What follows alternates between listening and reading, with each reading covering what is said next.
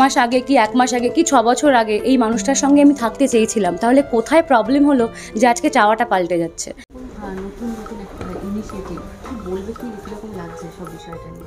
Leena aunty এরকমই।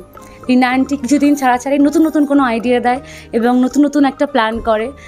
আমার যেটা সবথেকে ভালো লাগে যে দিগন্তদাও যেটা বলছিলেন যে এত ব্যস্ততা, মানে আমরা তো শুধু অভিনয় করি, আর কিচ্ছু করি না, কিন্তু একটা প্রোডাকশন, তার সাথে লেখা, তার সাথে নোয়া, তার সাথে একটা এত বড় একটা পদ সামলানো এবং সব মিলিয়ে কলকাতায় মুম্বাই 2 জায়গাতে একসাথে কাজ, মানে সবটা মিলিয়েও এত সময় দেওয়া এবং এত সুন্দর করে নতুন নতুন প্ল্যানিং করা এবং সবাইকে নিয়ে একসঙ্গে থাকা,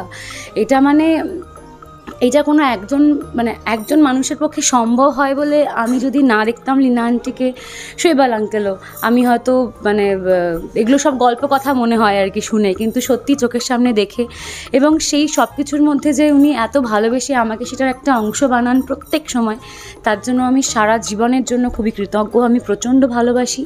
আমার নিজের মনে হয় লীনা আন্টি আমার নিজের, শৈবাল আঙ্কেল আমার নিজের, ম্যাজিক মোমেন্টস আমার নিজের, নোয়া আমার নিজের। তো এটা একটা নিজের বাড়ির অনুষ্ঠানের মতো। তো সবাইকে নেমন্তন্ন করছি নিজের বাড়ির অনুষ্ঠানকে, তুমি নিজে, আমি আর কি বলবো, আমি সবাইকে নেমন্তন্ন করতে পারি। সবাই প্লিজ আসুন নোয়াতে এবং আমরা সবাই আপনাদেরকে ওয়েলকাম করার জন্য রেডি হয়ে আছি। আচ্ছা, সোশ্যাল মিডিয়ার যুগে আমরা একে অপরকে ডিজিটালি কানেক্ট হই, কিন্তু কোথাও কি এখানে যে আড্ডাটা একসাথে বসে যে গল্প, সেটা নিয়ে কি বলবো, আমরা কোথাও মিস করছি এখন সেই জিনিসগুলো? ডেফিনেটলি, মানে এখন আমার যেটা মনে হয় যে উদ্দেশ্য ছাড়া কেউ আড্ডাও দেয় না। মানে প্রত্যেকটা মানুষের সঙ্গে তুমি দেখা করবি, কথা আছে, তার মানে নিশ্চয়ই কিছু না কিছু একটা দরকার আছে, সেটা ছাড়া কেউ এক পাও এখন নড়ে না। আর অবভিয়াসলি এখন চারদিকে যা হয়েছে সেটারও খুব দরকার বলে আমি মনে করি। কাউকে আমি ভুল বলছি না, কিন্তু সারা দিনের বা সারা জীবনের এই ব্যস্ততাটাকে একটু পজ দিয়ে, একটু বসে সব কিছু ছাড়া একটু মাথাটা ফাঁকা করার। এখন এত কিছু হচ্ছে সোশ্যাল মিডিয়ায়, আমরা ফোন খুললেই শুধু ইনফরমেশন, গোটা পৃথিবীর ইনফরমেশন আমরা পাই। তো মাথার মধ্যে তো আমরা সারাক্ষণ লোড নিয়েই যাচ্ছি, ফাঁকা করার তো কোনো জায়গা লাগবে। এবং এত ব্যস্ততায় সবাই আমরা ব্যস্ততার মধ্যে জড়িয়ে পড়েছি, সেই টাইমটা অনেক সময় হয়তো অনেকে চেয়েও পারে না।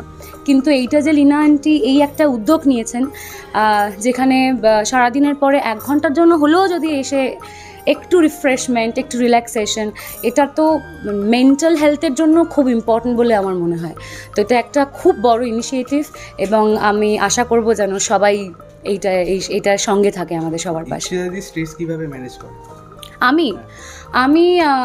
আমি প্রচুর কথা বলি, মানে আমার হয়তো কোনো কিছু রেজিস্ট করে না, আমার যা হয় আমি সেটা বলে দিই। আমার মা আমার খুব ভালো বন্ধু, তো সারাদিনের পরে মা ঘুমিয়ে পড়লেও মাকে ডেকে বসিয়ে সারাদিন কী ঘটেছে সবটা বলে ওখানেই আমার রোজে স্ট্রেস চলে যায় এবং আমি নিশ্চিন্তে ঘুমোতে যাই। খুব যদি জীবনে কখনো খুব দুঃখ, খুব ওঠাপড়া হলে সেটা লীনা আন্টি ছাড়া আমার আর কেউ নেই বলার মতো। তো সেটা আন্টি ব্যস্ত থাকে অনেক সময়, তাও জোর করে আমাকে, প্লিজ তুমি 1/2 ঘন্টা দাও, প্লিজ 1/2 ঘন্টা দেখা করো, বলার আছে না কি, আমি ফোনে বলবো না, সামনে গিয়ে বলবো।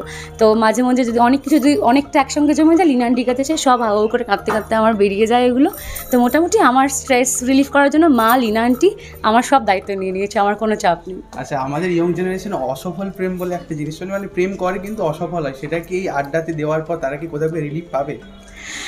দেখো, প্রেমটা না নিজেদের ওপর, আমার মনে হয় যে সেটা তুমি ব্যস্ততা বা তোমার সব কিছুর সাথে এটার কোনো মিল নেই। তুমি যদি দিনের শেষে কোনো মানুষের সঙ্গে থাকতে চাও, তাহলে সব কিছু নিয়েও তুমি থাকতে পারো। একটা 2 মিনিটের ফোন কল বা একটা 2 সেকেন্ডের মেসেজে আমার মনে হয় না যে কেউ অত ব্যস্ত যে কারোর অতটা অসুবিধে হবে।